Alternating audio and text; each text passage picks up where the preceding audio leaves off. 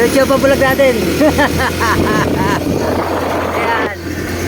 Nandito na po kami sa bayan. Yay! Isa nagpapagawa kayo ng motor dyan. Ayan po. Ang curve. Kita nyo na po. Ayan. Ayan.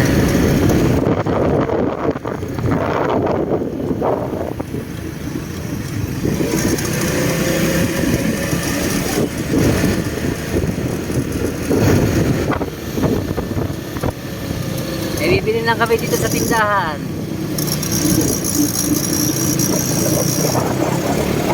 Yan. Hindi ko alam kung saan pupunta to.